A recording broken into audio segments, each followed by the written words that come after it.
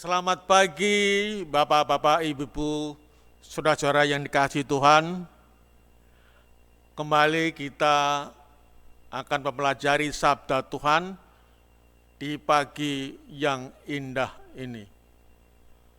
Untuk itu, kita akan lebih dahulu memohon agar tuntunan Tuhan melalui kuasa Roh Kudus-Nya boleh menuntun kita, memberikan kepada kita pengertian akan sabdanya. Kita berdoa. Allah yang kami sembah dan Allah yang kami puji dalam kehidupan kami bersyukur dan berterima kasih oleh karena kasih karunia-Mu boleh menjadi bagian kami.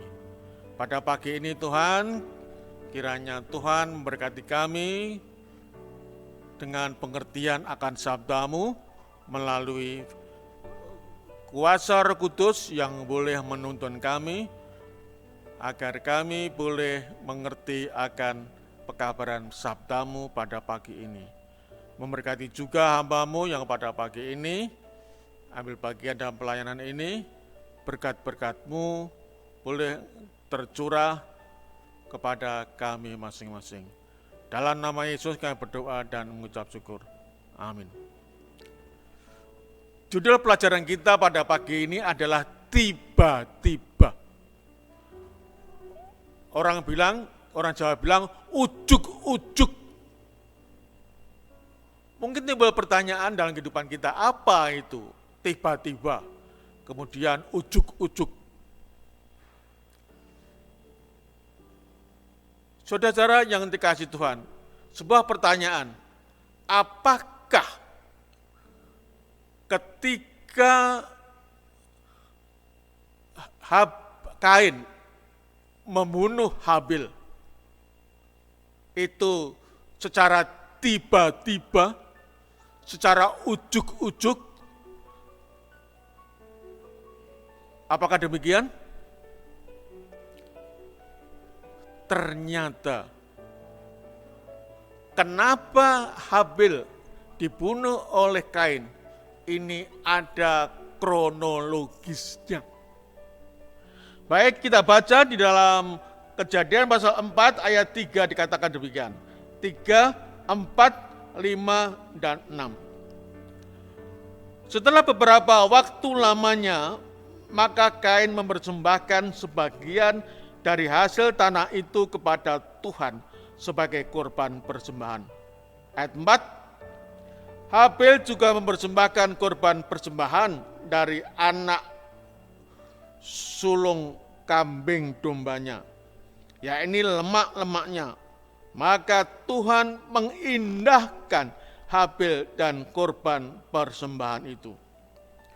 Tetapi Kain dan korban persembahannya tidak diindahkannya. Lalu hati Kain menjadi sangat panas dan mukanya muram. Firman Tuhan kepada Kain, ayat 6 katakan, mengapa hatimu panas dan mukamu muram? Jemaat yang kasih Tuhan, inilah kronologis daripada apa? Pembunuhan Kain kepada Habil. Habil bukan secara ujuk-ujuk tiba-tiba membunuh Habil, namun Kain yaitu apa? Dimulai dengan hati. Ya, dimulai dosa-dosa itu dimulai di dalam hatinya. Karena apa? Alkitab mencatat di sana bahwa Kain hatinya panas dan mukanya muram. Jemaat yang dikasihi Tuhan. Jadi dosa yang dilakukan oleh Kain, yaitu pembunuhan, bukan tiba-tiba kemudian timbul ada kebencian, timbul pembunuhan, bukan. Satu contoh demikian, ada seseorang mengendarai mobil, kemudian terjadilah tabrakan antara mobil ini dengan sepeda motor. Lalu si pengendara ini mengatakan, saya tidak tahu sebabnya apa. Tiba-tiba sepeda motor ini sudah menabrak mobil saya. Tiba-tiba. Padahal kalau kita lihat tentunya ada kronologisnya. Kenapa sepeda motor ini bisa menabrak mobil tersebut? So jadi di sini jelas bahwa tidak ada dosa yang tiba-tiba. Selalu dimulai di dalam hati. Itulah sebabnya di dalam Matius pasal yang ke-15, ya, Matius pasal yang ke-15 ayatnya yang ke-19, Matius pasal 15 ayat 19 dikatakan, Tuhan Yesus mengatakan demikian. Karena dari hati timbul segala pikiran jahat, pembunuhan, perzinahan, percabulan, pencurian, sumpah palsu, dan hujat. Jadi segala tindakan, entah itu baik, entah itu jahat, konteksnya pada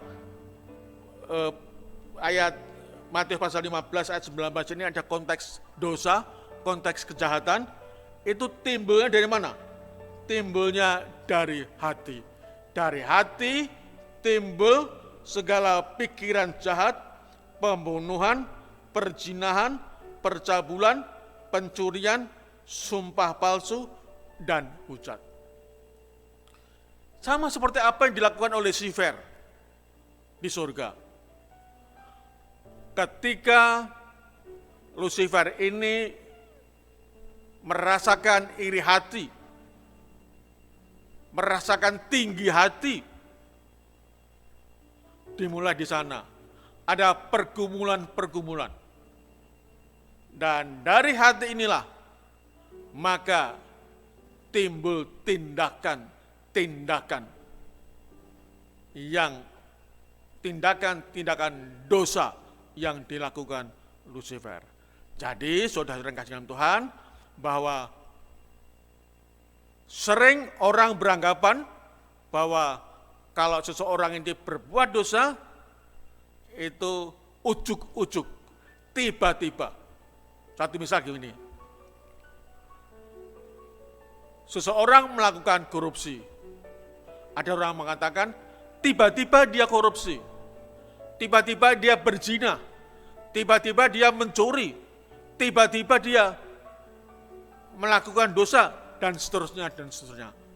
Itu ada suatu pemikiran yang salah. Yang benar adalah ketika hati ini dipenuhi dengan perkara-perkara tersebut dan ada pembiaran di dalam hati tersebut sehingga timbullah tindakan-tindakan dosa. Entah itu korupsi, entah itu pencurian, entah itu percabulan, entah itu perselingkuhan, dan lain sebagainya. Ingat saudara, kejahatan timbul dari hati kita masing-masing. Dan sebagai ayat yang lain, kita baca apa firman Tuhan mengatakan. Apa bunyi firman Tuhan tentang hati ini? Kita baca dalam Amsal 4 ayat 23. Amsal 4 ayat 23. Jagalah hatimu dengan segala kewaspadaan, karena disitulah terpancar kehidupan. Firman Tuhan mengatakan, jagalah hatimu dengan segala kewaspadaan. Kita harus waspada, oleh karena sering pemikiran-pemikiran yang negatif, ya, berasal dari pemikiran-pemikiran negatif dari pergumulan-pergumulan kita ini, tindakan pemikiran-pemikiran yang negatif yang ada dalam pergumulan kehidupan kita masukkan, kita olah di dalam hati, Sehingga apa? Di sana timbul pemikiran jahat, kemudian timbul tindakan yang jahat. Dan firman Tuhan, jagalah hatimu dengan kewaspadaan. Itu sebenarnya pada pagi hari ini, marilah kita mohon kuasa Roh Kudus untuk menuntun kita, agar di dalam hati kita boleh menjaga, ya, menjaganya melalui kuasa Roh Kudus, mulai melalui firman-Nya, sehingga hati kita terjaga, sehingga anasir-anasir kejahatan tidak memasuki hati kita, tidak memasuki pemikiran kita, namun tetap terjaga sehingga kita terbebas dari pemikiran-pemikiran jahat dan juga tindakan-tindakan jahat. Biarlah kuasa Roh Kudus, biarlah firman-Nya boleh menuntun dalam kehidupan kita, dalam langkah-langkah kehidupan kita. Selamat pagi saudara-saudara yang kasih dalam Tuhan. Salam damai sejahtera. Tuhan memberkati. Amin.